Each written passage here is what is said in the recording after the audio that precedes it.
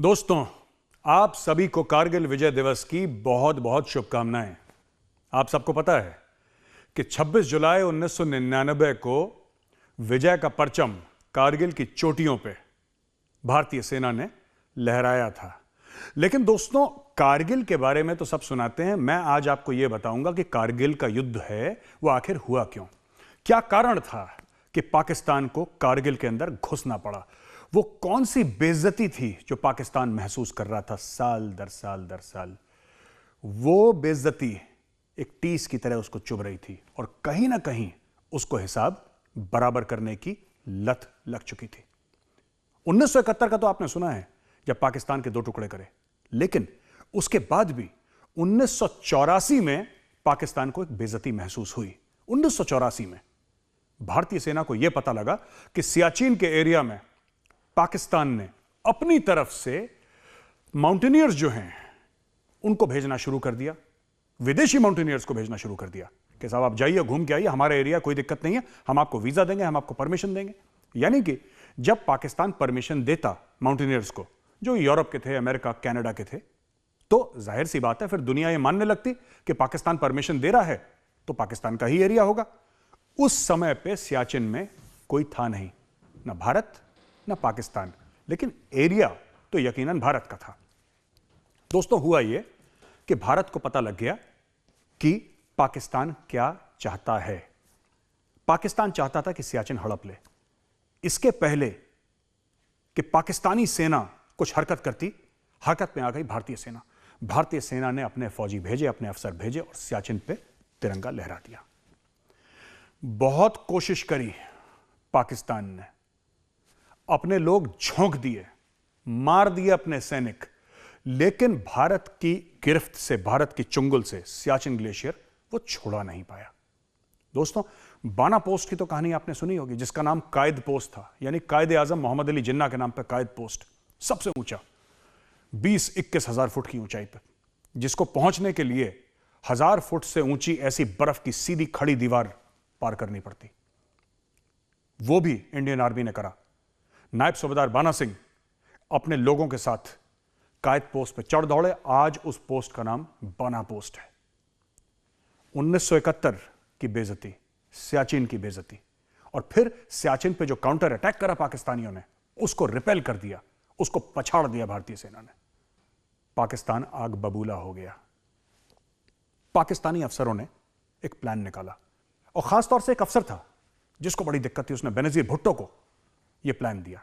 उसने अपने army chief को यह प्लान दिया कि सर, हमें कारगिल पे चढ़ाई करनी चाहिए। अगर कारगिल की तरफ से जो रास्ता आता है, द्रास की तरफ से एक नेशनल हाईवे 1 अल्फा है, अगर हमने उसको काट दिया तो हिंदुस्तान का सियाचिन ग्लेशियर अलग थलग हो जाएगा, उसके फौजी भूखे प्यासे मर जाएंगे, फिर हमें सिर्फ वहां पे जाना है, सबकी डेड बॉडी समेटनी है और वहां पे पाकिस्तान का परचम लहराना है।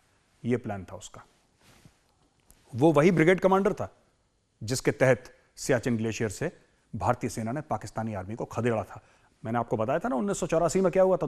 दोस्तों, वही ब्रिगेड कमांडर आगे चल के पाकिस्तान का आर्मी चीफ बना, और उस वक्त पाकिस्तान का प्रधानमंत्री था नवाज शरीफ। वो जो ब्रिगेडियर था ना, वो था परवेज मुशर्रफ। वो बन गया जनरल परवेज मुशर्रफ। और पाकिस्तान में तो आर्मी चीफ खुदा की हैसियत रखता है, सजदा करते हैं लोग उसके सामने। उसने पता नहीं अपने प्रधानमंत्री को बताया नहीं बताया, कारगिल की ऊंचाइयों पे चढ़ दौड़ा। वो चढ़ दौड़ा कारगिल की ऊंचाइयों में। यह भारत के खिलाफ एक धोखा था, क्योंकि एक अंडरस्टैंडिंग थी। सियाचिन में कोई अंडरस्टैंडिंग नहीं थी, सियाचिन के लिए कोई करार नहीं था, लेकिन द्रास और कारगिल की पहाड़ियों के लिए एक करार था भारत और पाकिस्तान का। यह 1971 की जंग के बाद हमने साइन करा था। और हमने क्या करार साइन करा था, हमने क्या अग्रीमेंट साइन करी थी पाकिस्तान के साथ? यह साइन करी थी कि दोस्तों, अक्टूबर नवंबर में जब बर्फ गिरना शुरू होगी तो आपकी पोस्टें भी जो बहुत ऊपर हैं, क्योंकि वहां पे -डिग्री में टेंपरेचर है, लोग परेशान हो जाते हैं, कोई फायदा नहीं रहने का। हम लोग दोनों एक अग्रीमेंट करते हैं, पाकिस्तानी फौज भी नीचे आ जाए, भारतीय फौज भी नीचे आ जाए, दोनों फौजें नीचे आ जाएं, और जब फिर मार्च अप्रैल में जब बर्फ पिघलेगी, जब मौसम थोड़ा सा ठीक होगा, फिर दोनों फौजें ऊपर चढ़ जाएंगी। यह हर साल होते आया 1972 के बाद। 1999 में पाकिस्तान ने करार तोड़ दिया। पाकिस्तान ने उन चोटियों से कुछ लोग तो नीचे भेजे कि भारतीय सेना को यह दिखे कि हां, हम लोग वापस जा रहे हैं। कुछ लोग वहीं पे थे, और फिर धीरे धीरे वापस कुछ लोगों को ऊपर चढ़ाया। पाकिस्तान ने हाई ऑल्टीट्यूड का इक्विपमेंट, आर्कटिक इक्विपमेंट, यानी कि बिल्कुल जिसको कहते हैं कि ठंडे इलाके की इक्विपमेंट, उसने खरीदी और अपने लोगों को कारगिल में चढ़ा दिया। कारगिल में जब उसने चढ़ाया तो 2 बकरवाल थे। एक जाति है जो पाई जाती है जम्मू कश्मीर में भी, लद्दाख में भी। उन लोगों ने देखा कि पाकिस्तानी कुछ घूम रहे हैं। सिगरेट के पैकेट मिले जिसमें पाकिस्तानी मार्किंग थी। उन लोगों ने भारतीय सेना को बताया कि साहब यहां पे खतरा है, शायद पाकिस्तानी है। जब भारतीय सेना ने पेट्रोल भेजा तो पता लगा हाँ पाकिस्तानी। एक एरिया खास था जिसमें पता लगाना था कि पाकिस्तानियों की घुसपैठ कितनी गहरी हुई है। उस जगह का नाम था बजरंग पोस्ट। पोस्ट हमारी थी, लेकिन जैसा मैंने आपको बताया कि सर्दियों में हम दोनों नीचे आ जाते थे। पाकिस्तान ने 99 में करार तोड़ दिया। अब हुआ यह कि 1999 में हम लोगों ने एक पेट्रोल पार्टी भेजी। यूनिट थी 4 जाट, एक अफसर और उसके साथ कई जवान। जब वो पहुंचे बजरंग पोस्ट के पास तो पाकिस्तानियों ने गोलीबारी शुरू कर दी। इन लोगों ने जवाबी कार्रवाई करी और फायरिंग करते करते यह पता लगा कि साहब भारतीय साइड थी, उसकी गोलियां खत्म हो गई। उनको घेर लिया पाकिस्तानियों ने और उनको युद्धबंदी बना लिया। युद्धबंदी बनाने के बाद 20 या 21 दिन लगातार दर लगातार उनके साथ टॉर्चर करा।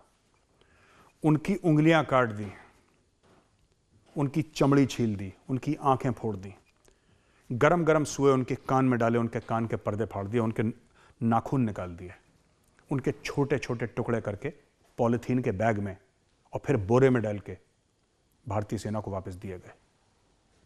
यूनिट थी 4 जाट, एक अफसर और 5 अदर रैंक के साथ यह करा। उस अफसर का नाम था कैप्टन सौरभ कालिया। जब भारतीय सेना ने अपने जवान और अपने अफसर का यह हाल देखा, क्योंकि देखिए दोस्त, भारतीय सेना एक चीज मानती है कि दुश्मनी में भी शराफत होनी चाहिए। शराफत के बिना कोई दुश्मनी नहीं है, लेकिन इस तरीके से बर्ताव करना, ये जानवरों जैसा बर्ताव करना किसी इंसान के साथ, भारतीय सेना आग बबूला हो गई। वो पहला खून बहा कारगिल में और वहां से हमारी लड़ाई शुरू होती है कारगिल की। आइए अगले भाग में मैं आपको यह बताता हूं कि कारगिल की लड़ाई हुई कैसे। 6 जून को भारतीय सेना ने युद्ध का बिगुल बजा दिया। टोलोलिंग, टाइगर हिल, खालूबार, ब्लैक रॉक, ऐसी लड़ाई थी कि लोगों ने गुत्थम गुत्था की लड़ाई लड़ी है, पत्थरों से लड़ाई लड़ी है, हथियार से, बैनेट से, गोली बारूद से। ये सब लड़ाइयां कारगिल में।